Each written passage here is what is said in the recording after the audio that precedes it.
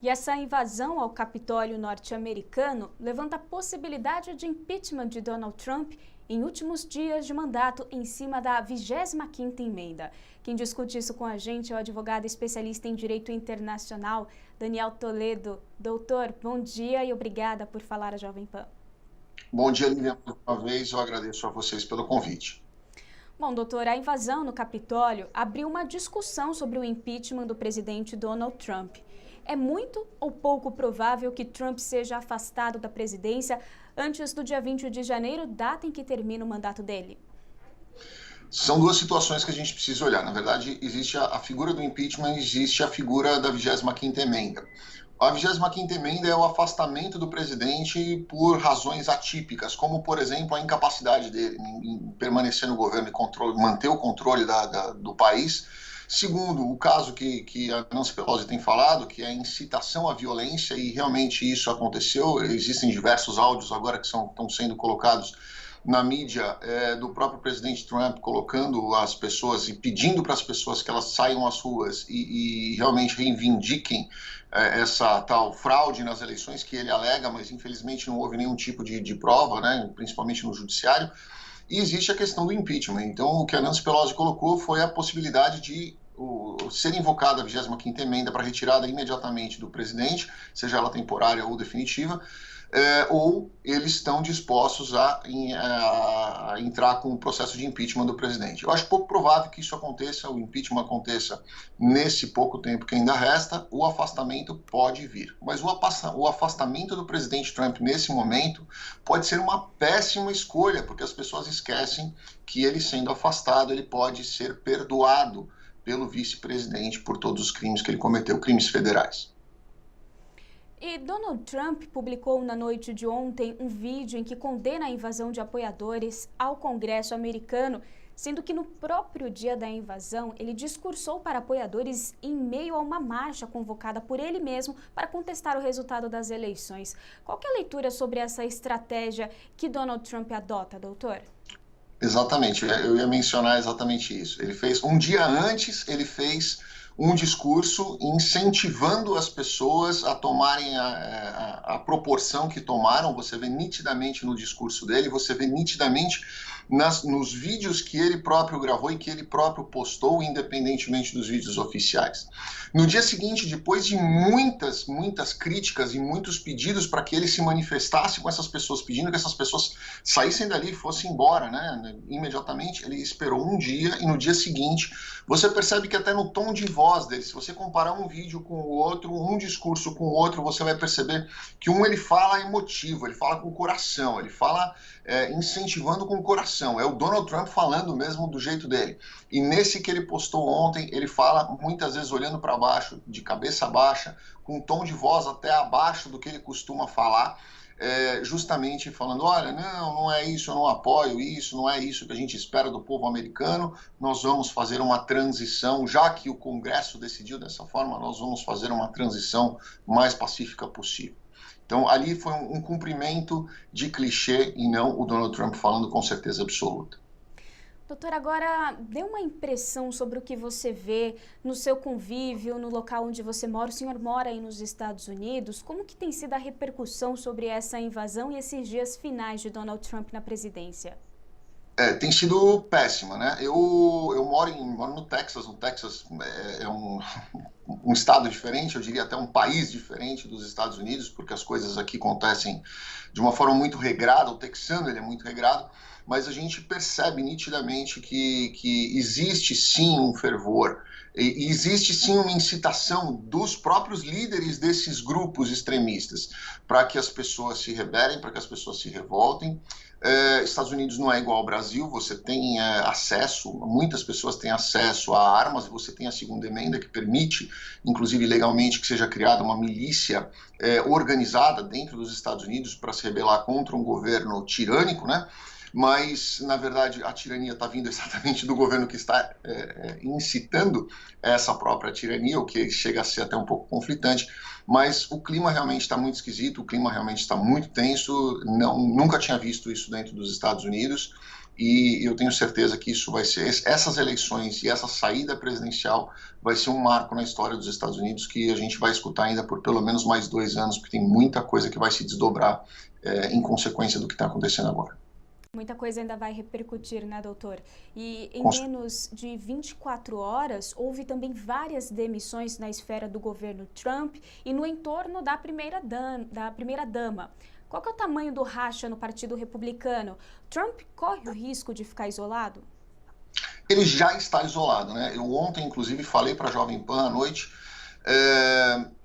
Hoje nós temos um problema muito grande dentro dos Estados Unidos. Não é? O Brasil tem vários partidos políticos, os Estados Unidos tem basicamente 2, né, significantes. Então, são os democratas e os republicanos. Os republicanos sempre foram muito unidos. Se você pegar desde a época de Bush, né, o Bush que foi um grande integrador do partido, ele sempre manteve a união do partido. Hoje nós temos um partido democrata extremamente sólido, extremamente unido. Nós temos, historicamente, isso nunca tinha acontecido, pelo menos não no que eu me lembro, o que eu tenha lido. Hoje nós temos o Congresso, tanto a Câmara quanto o Senado, na mão dos democratas, e nós temos a presidência na mão dos democratas. O que sobra hoje para evitar que haja um desequilíbrio, né? Porque para a democracia isso é péssimo. Você ter o controle total na mão de uma única ideologia política, seja ela aquela que você acredita ou seja ela aquela que você é contra, para a democracia isso é péssimo. Então hoje nós temos apenas a Suprema Corte para segurar todo esse poder na mão de um único partido. Isso é horrível. O Partido dos Republicanos se separou totalmente. Você percebe isso já vendo as atitudes do vice-presidente Joe Biden, do vice-presidente, perdão, do Donald Trump, com as atitudes do Joe Biden. Você vê hoje o Pence se voltando contra o próprio presidente Donald Trump, negando o pedido dele, inclusive na votação que aconteceu no Congresso, para que ele fale, olha, eu não faço parte disso, então eu vou tentar pelo menos manter o lado mais equilibrado do partido para que o partido não se rompa totalmente nesse final de mandato. Tem realmente sido algo muito, muito complicado aqui dentro dos Estados Unidos, essa divisão política dentro do próprio partido. E além de toda a repercussão nos Estados Unidos, o papel de Trump no ataque ao Congresso é criticado por chefes de Estado, até mesmo aliados do presidente americano, que se posicionaram contra. Então, teve manifestação de Boris Johnson, Benjamin Netanyahu, Angela Merkel, Emmanuel Macron, que divulgaram mensagens em defesa da democracia. Doutor, esse caso pode prejudicar as relações multilaterais dos Estados Unidos daqui para frente?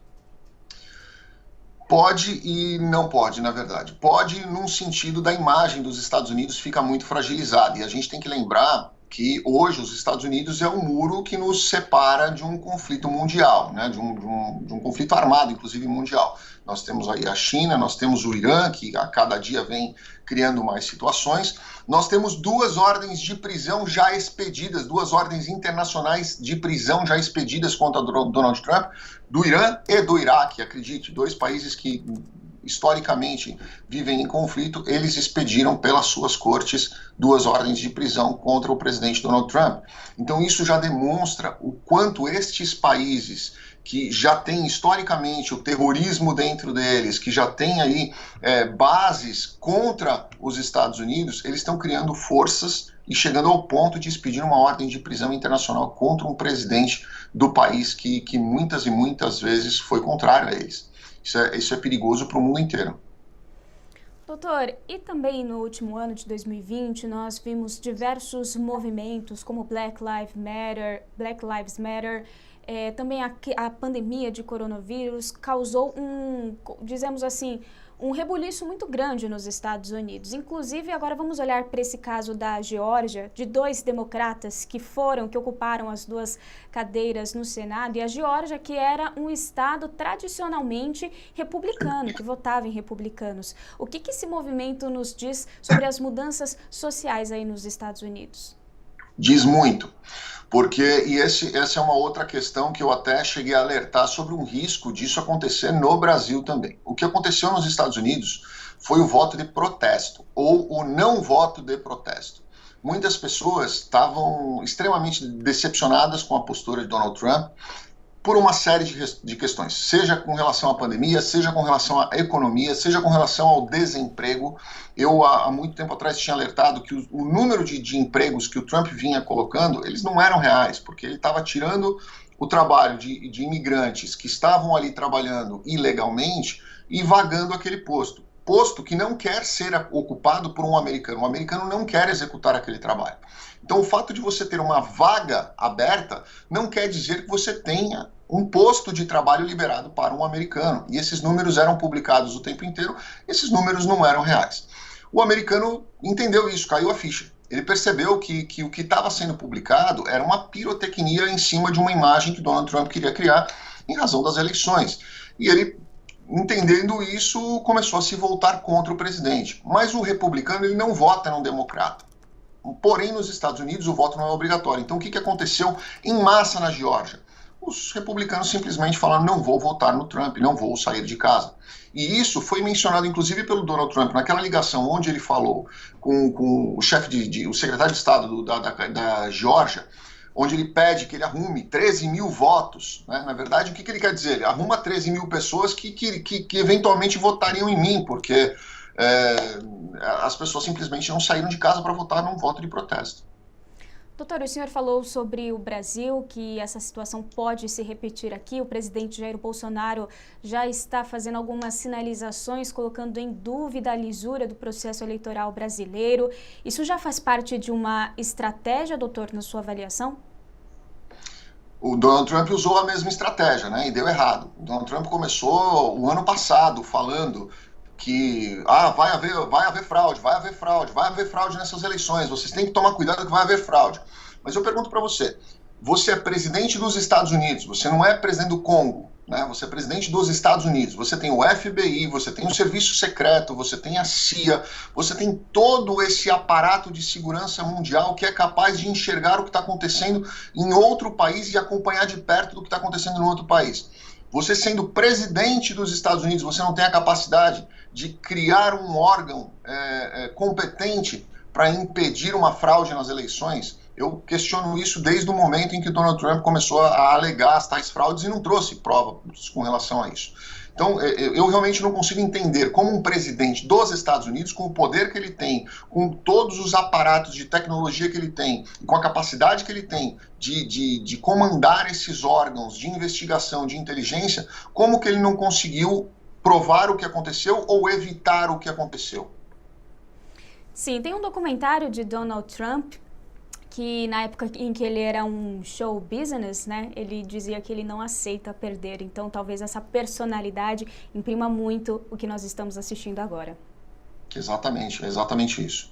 Bom, doutor, para a gente finalizar, então, os desafios agora do presidente eleito Joe Biden de tentar arrefecer os ânimos, por quanto tempo essa história ainda pode se desenrolar após Donald Trump sair de cenário? Será que ele ainda vai continuar contestando a governabilidade de Joe Biden? Eu acho pouco provável ele continuar contestando a governabilidade. O que a gente precisa entender, que eu acho que é o ponto mais importante, não é só o fato de Donald Trump perder as eleições.